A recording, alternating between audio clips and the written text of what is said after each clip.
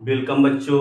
आज जो आपका टॉपिक आपका है जो वर्ल्ड ज्योग्राफी का ज्वालामुखी आपका है कि चैप्टर आपका है कि हमने आपको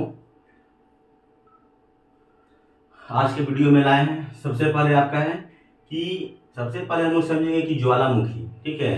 तो ज्वालामुखी को इंग्लिश में बोलते हैं वोल्केनो। ज्वालामुखी को इंग्लिश में क्या बोलते हैं? वोल्केनो। तो ध्यान दीजिएगा, यहाँ पर आपको बताया गया है वोल्केनो। सबसे पहला क्वेश्चन आपका है कि वोल्केनो मीन्स क्या होता है? वोल्केनो मीन्स होता है ज्वालामुखी, और लॉजी का मतलब आपका होता है अध्ययन। अर्थात हम लोग ये चीज जानेंगे कि जिस शाखा के अंतर्गत जो आपका है कि ज्वालामुखी का अध्ययन किया जाता है वह क्या कहलाता है। तो जिस शाखा के अंतर्गत ज्वालामुखी का अध्ययन किया जाता है वोल्केनोलॉजी कहलाता है। चलिए आगे आपका है कि ज्वालामुखी, ज्वालामुखी को क्या कहते हैं। तो यहाँ पर आपका है लिखा गया, आपके स्क्रीन पे दिखाई दे रहा होगा। ज्वालामुखी को प्रकृति का सुरक्षा बल्ब कहा जाता है। ज्वालामुखी को प्रकृति का सुरक्षा बल्ब कहा जाता है। अब हम लोग चर्चा करेंगे आपका है कि ज्वालामुखी जो आपका होता है वह क्या होता है। तो देखिए आपका ज्वालामुखी का संबंध जो आपका है पृथ्वी के उस छिद्र या दरार से है।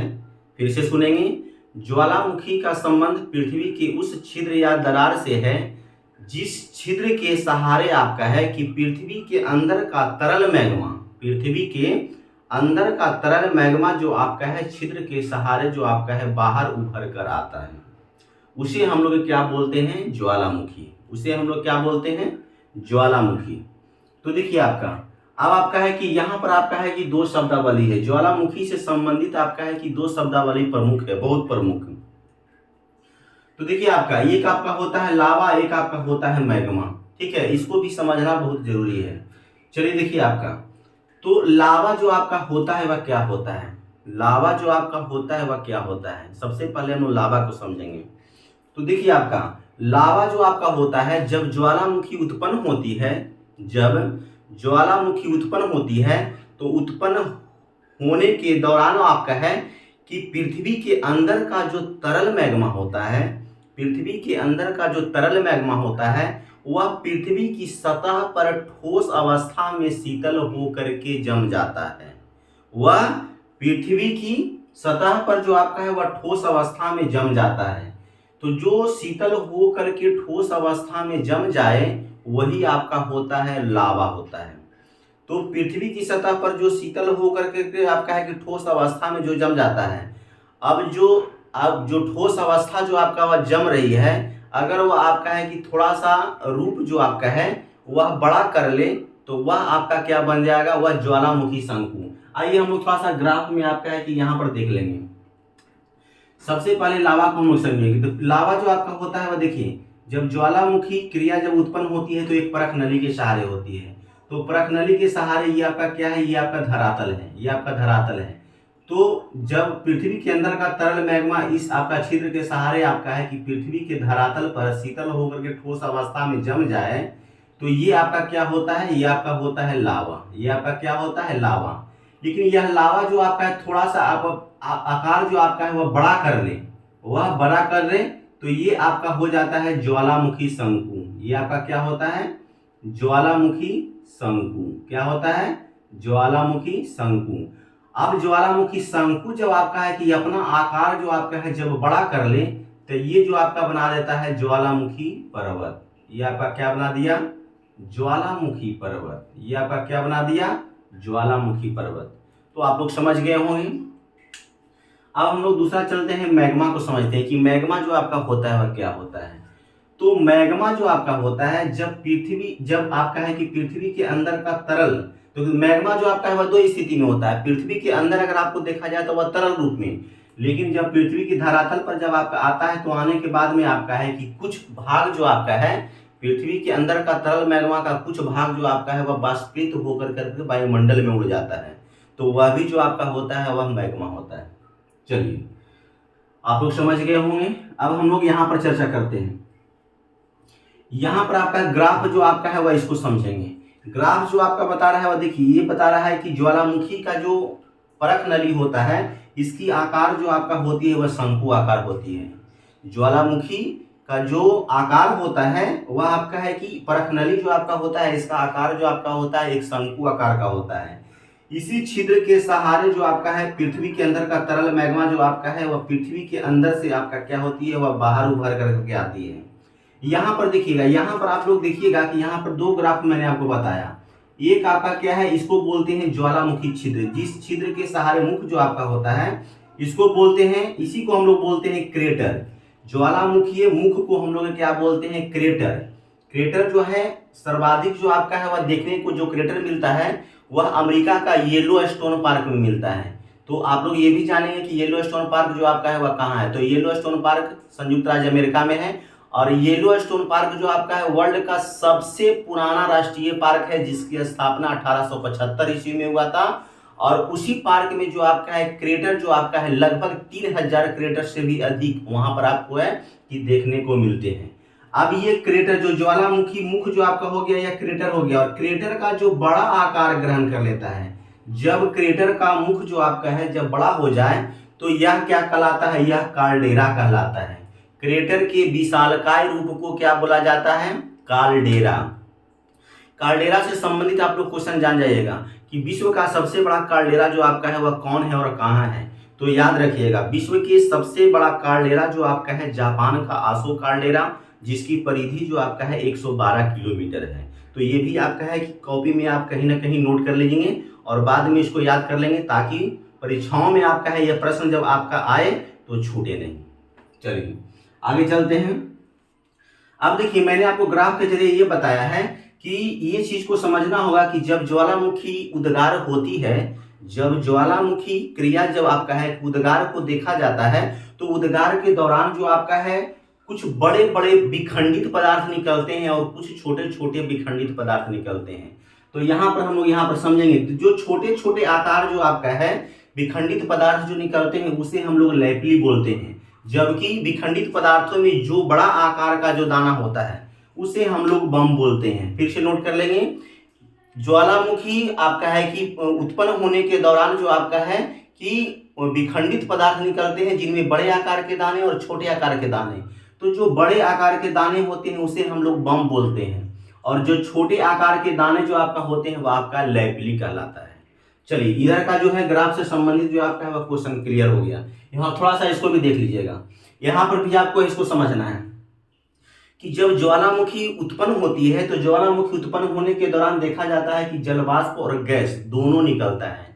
जलवाष्प और गैस दोनों निकलता है। जलवाष्प की मात्रा जो आपका है वह सर्वाधिक होता है, जो कि 60% से 90% तक होती है। ज्वालामुखी उत्पन्न होने के दौरान जब आपका है कि देखा जाता है कि जलवाष्प निकलती है, तो जलवाष्प का जो प्रतिशत आपका होता है वह गैस से ज्यादा होता है। लगभग 60 से 90% जो आपका होती है वह आपका होती है जलवाष्प का प्रतिशत होता है। अब हम लोग गैस में समझेंगे कि जब ज्वालामुखी उत्पन्न होती है तो उत्पन्न होने के दौरान जो आपका है वह कौन कौन सा गैस निकलता है। तो उसमें निकलने वाला गैस जो आपका है कहीं ना कहीं आप लोग नोट करेंगे, CO2, N2 और SO2। CO2, N2 और SO2। चलिए इधर का जो भी आपका है समझना समाप्त हुआ। अब हम लोग इधर आ जाते हैं, इसमें समझते हैं। अब हम लोग समझेंगे कि ज्वालामुखी जो आपका होते हैं वो मुख्यतः कितने प्रकार के होते हैं। तो ज्वालामुखी जो आपका होते हैं वो मुख्यतः 3 प्रकार के होते हैं। सक्रिय जिसे इंग्लिश में बोलते हैं एक्टिव वोल्केनो, प्रसुप्त जिसे इंग्लिश में बोलते हैं डोरमेंट वोल्केनो, मृत ज्वालामुखी जिसे हम लोग बोलते हैं डेड या एक्सटिंक्ट वोल्केनो। आप लोग को साफ यहाँ पर दिखाई दे रहा है। अब यहाँ पर हम लोग ये चीज समझेंगे कि ज्वालामुखी का जो 3 प्रकार जो आपका बांटा गया है वह किसके आधार पर बांटा गया है। तो ज्वालामुखी को आपका है कि 3 प्रकार का विभाजन किए जाने का मुख्य कारण है ज्वालामुखी की उद्गार की अवधि पर।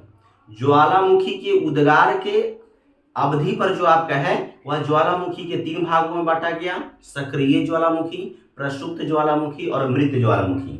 आइए हम लोग इसे संबंधित चर्चा करते हैं। सक्रिय ज्वालामुखी किसे कहते हैं इसको आप लोग नोट करिएगा। तो सक्रिय ज्वालामुखी वैसे ज्वालामुखी होती है जिसमें निरंतर गैस और जलवाष्प निकलते रहती है, जिसमें निरंतर जो आपका है गैस और जलवाष्प निकलते रहती है। ध्यान दीजिएगा, ये आपका सक्रिय हो गया।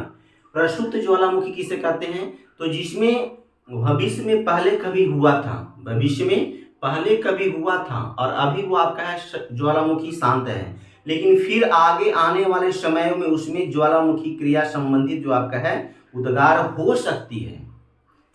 अब मृत में आपका क्या है कि पहले आपका क्या था कि ज्वालामुखी हुआ है, अभी शांत है, और विश्व में कभी भी इसमें क्या बोलते हैं आगे आने वाले समयों में जो आपका है फिर कभी भी इसमें उद्गार होने की संभावना नहीं है।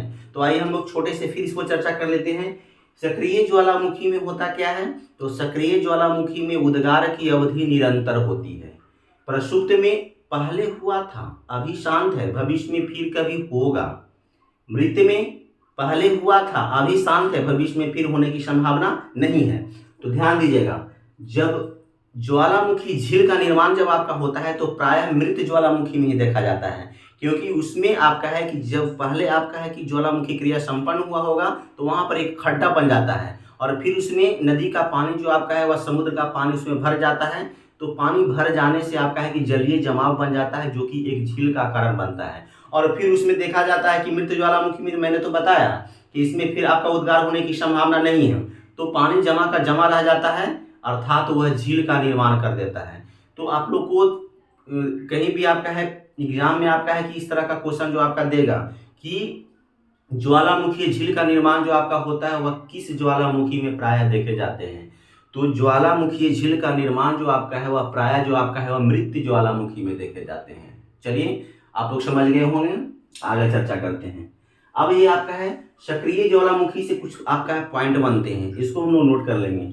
तो सबसे पहले जानेंगे कि सक्रिय ज्वालामुखी की संख्या जो आपका है वह कितना होता है। तो सक्रिय ज्वालामुखी की संख्या जो आपका है वह विश्व में 500 अभी वर्तमान में लगभग। फिर आपका है एटना, क्वेश्चन आप नोट करिएगा, बहुत इंपॉर्टेंट है। एटना ज्वालामुखी कहाँ का है, तो इटली का। किस प्रकार की ज्वालामुखी का उदाहरण है, तो सक्रिय ज्वालामुखी। स्ट्राम्बोली ये आपका भूमध्य सागर, ये आपका भूमध्य सागर में स्थित है, ये भी क्वेश्चन आपको पूछता है। भूमध्य सागर से बहुत ही महत्वपूर्ण सवाल आपका है जो मैं आपको बताने जा रहा हूँ। भूमध्य सागर का प्रकाश स्तंभ किसे कहते हैं, भूमध्य सागर का प्रकाश स्तंभ किसे कहते हैं, तो स्ट्राम्बोली ज्वालामुखी को। स्ट्राम्बोली ज्वालामुखी किस ज्वालामुखी का उदाहरण है, तो यह आपका सक्रिय ज्वालामुखी। सक्रिय ज्वालामुखी का दूसरा नाम जागृत ज्वालामुखी भी है, याद रखिएगा। सक्रिय ज्वालामुखी को इंग्लिश में एक्टिव वोल्केनो और एक अन्य नामों में जागृत ज्वालामुखी भी कहा जाता है। नंबर तीसरा पॉइंट, सक्रिय ज्वालामुखी की सर्वाधिक संख्या जो आपका है वह कहाँ देखने को मिलता है, तो ये अमेरिका में मिलता है। लेकिन महाद्वीप में अगर आपको पूछ दे तो इसका आंसर हो जाएगा एशिया। यानी सक्रिय ज्वालामुखी की सर्वाधिक यानी कि आपका है कि ज्वालामुखी को देखा जाना जो आपका होता है वह आपका है कि एशिया महाद्वीप में होता है। चलिए आगे हम लोग आगे फिर चर्चा करते हैं। प्रसुप्त को देख लेते हैं। प्रसुप्त में विषुवियस ज्वालामुखी जो आपका है वह कहाँ है और किस ज्वालामुखी का उदाहरण है, तो विषुवियस ज्वालामुखी इटली में है और प्रसुप्त ज्वालामुखी का उदाहरण है। उसी प्रकार से फ्यूजियामा जो आपका है ज्वालामुखी आपका कहाँ है, तो जापान में। ये देखिए आपका क्वेश्चन पूछता है फ्यूजियामा से, इसको भी नोट कर लेंगे। उसको आपका नोट करेंगे कि पवित्र पर्वत जो आपका है वह किसे कहा जाता है, तो पवित्र पर्वत फ्यूजियामा पर्वत को कहा जाता है, जो कि जापान में स्थित है। Point to be noted. आगे आपका है कि मृत ज्वालामुखी देखेंगे। इसमें आपका है कि कोह सुल्तान बड़ा ही आपका महत्वपूर्ण है। कोह सुल्तान और देनोबंद दोनों ज्वालामुखी जो आपका पड़ता है वह ईरान में पड़ता है। पोपा बहुत ही महत्वपूर्ण है, म्यांमार में। किलिमंजारो दक्षिण अफ्रीका, ये भी क्वेश्चन कई बार देखा गया है परीक्षाओं में। तो किलिमंजारो जो आपका है वह ज्वालामुखी कहाँ है, तो ये अफ्रीका में। आइए आगे हम लोग चर्चा करते हैं गेसर पर। देखिए यहाँ पर गेसर क्या होता है, इसको हम लोग थोड़ा सा समझेंगे। उद्गार के समय यानी जब ज्वालामुखी उद्गार होते रहती है तो उद्गार होने के समय दरारों से जल और वाष्प निकलता है। उसके मुख से क्या निकलता है, जल निकलता है और सिर्फ वाष्प निकलता है। ज्वालामुखी उद्गार होने के दौरान उसके मुख से जो आपका है वह क्या निकलता है, सिर्फ जल और वाष्प निकलता है। यह क्या कहलाता है, गेसर। ओल्ड फेथफुल गेसर, एक्सेल्सियर गेसर, विश्व का 2 प्रमुख गेसर है जो कि बहुत प्रसिद्ध है और यह संयुक्त राष्ट्र अमेरिका में पाया जाता है। कौन कौन नोट करेंगे आप लोग, ओल्ड फेथफुल गेसर अमेरिका में पड़ता है, एक्सेल्सियर गेसर ये भी आपका अमेरिका में पड़ता है। आगे हम लोग चर्चा करेंगे धुआंरे, इसको इंग्लिश में बोलते हैं आपका फ्यूमेरोल्स। ठीक है, फ्यूमेरोल्स जो आपका होता है वह क्या होता है, धुआंरे। जब इसको देखेंगे, जब उद्गार होती है तो उद्गार होने के दौरान उसके मुख से गैस तथा वाष्प का निकलना ही आपका धुआंरे कहलाते हैं। एक में देखिए गेसर में क्या है, जल और वाष्प निकल रहा है और यहाँ जो आपका है वह गैस और वाष्प। जब जल और वाष्प निकल रहा है तो वह केसर है, लेकिन जब गैस और जब वाष्प को देखा जाए तो ये आपका क्या है, धुआंरे। अब इसको इससे संबंधित क्वेश्चन, विश्व में सबसे ज्यादा धुआंरा जो आपका है वह कहाँ दिखाई देता है, तो यह अलास्का अमेरिका में दिखाया जाता है। अमेरिका का एक राज्य है अलास्का, जो कि 28वां राज्य है और आपका है कि अंतिम आपका राज्य है। सबसे अंतिम राज्य जो आपका है वो आपका अलास्का ही है। तो अमेरिका का अलास्का में आपका है कि सबसे ज्यादा धुआंरे को देखा जाता है, इसलिए अमेरिका के अलास्का को 10,000 ध्रुवों की घाटी भी कहा जाता है। इसलिए पॉइंट को नोट कीजिएगा, अलास्का को 10,000 ध्रुवों की घाटी, इसे इंग्लिश में बोलते हैं a valley of 10,000। A valley of 10,000, 10,000 ध्रुवों की घाटी किसे कहा जाता है, तो अलास्का। अलास्का किस देश में स्थित है, तो अमेरिका में स्थित है। क्लियर। संबंधित क्वेश्चन में यहां हम लोग जानेंगे, कहता है कि सबसे ऊंची ज्वालामुखी पर्वत, जो मैं बताने जा रहा हूं यह परीक्षाओं में कई बार देखा गया है, जो आपका विविध यहाँ पर स्क्रीन पर दिखाई दे रहा है, इसको आप लोग एकदम कभी भूलिएगा नहीं आप। चलिए हम लोग चलते हैं, सबसे ऊंची ज्वालामुखी पर्वत जो आपका है वह कौन है, तो सबसे ऊंची ज्वालामुखी पर्वत माउंट कोटोपैक्सी। संबंधित क्वेश्चन में आपको पूछ देगा कि माउंट कोटोपैक्सी ज्वालामुखी जो आपका है वह कहाँ है, तो माउंट कोटोपैक्सी जो आपका है पर्वत भी है और माउंट कोटोपैक्सी ज्वालामुखी भी है, और ज्वालामुखी पर्वत है, यह जो आपका है वह कहाँ है, इक्वाडोर में है। तो सबसे ऊंची ज्वालामुखी पर्वत जो आपका है माउंट कोटोपैक्सी इक्वाडोर में स्थित है, आप लोग नोट कर लेंगे। नेक्स्ट आपका है कि संबंधित प्रश्नों पर हम चर्चा करेंगे। सर्वाधिक ऊंचाई पर स्थित सक्रिय ज्वालामुखी, यहां नोट कीजिएगा, कह रहा है कि सर्वाधिक ऊंचाई पर स्थित सक्रिय ज्वालामुखी कौन है, तो इसका आंसर होगा ओजेस डेल सलाडो। फिर से यहां देखेंगे, ओजेस डेल सलाडो, ये जो है अर्जेंटीना और चिली दोनों देश की सीमा पर स्थित है। नंबर 3 आपका है विविध में देखेंगे, सर्वाधिक ऊंचाई पर स्थित मृत ज्वालामुखी। पहले मैंने आपको बताया सक्रिय ज्वालामुखी था, अब जो मैंने आपको बता रहा है वह मृत ज्वालामुखी, यहाँ फोकस कीजिएगा। तो सर्वाधिक ऊंचाई पर स्थित मृत ज्वालामुखी जो आपका है वह कौन है, यहां पर देखेंगे माउंट एकांकागुआ। कौन है, माउंट एकांकागुआ। माउंट एकांकागुआ जो आपका है वह कहाँ है, वह एंडीज पर्वत पर स्थित है। माउंट एकांकागुआ कहाँ है, तो एंडीज पर्वत पर स्थित है। संबंधित आपका प्रश्नों में आगे हम लोग पढ़ते हैं, कहता है कि कौन सा ऐसा देश या महाद्वीप, क्योंकि ऑस्ट्रेलिया जो आपका है एक देश भी है और महाद्वीप भी है, तो कौन सा ऐसा देश है जहां एक भी ज्वालामुखी नहीं है, तो इसका आंसर हो जाएगा ऑस्ट्रेलिया। क्लियर।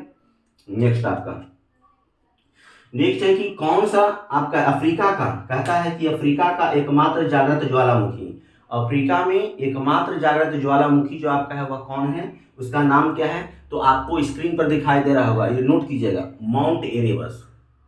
क्या है, माउंट एरेबस। तो आज के ज्वालामुखी के इस चैप्टर में आपका है कि बस इतना ही, और उम्मीद करते हैं कि आप लोग का प्यार जो आपका है हमारे साथ जो है हमेशा के लिए रहेगा। तो अभी तक आप लोग जो है मेरे चैनल कैरियर अचीवमेंट टारगेट को अभी तक सब्सक्राइब नहीं किया है तो जल्द ही सब्सक्राइब कर ले, ताकि मेरा हर वीडियो जो आपका है क्या नोटिफिकेशन जो है आप तक जल्द ही पहुंच जाए। धन्यवाद।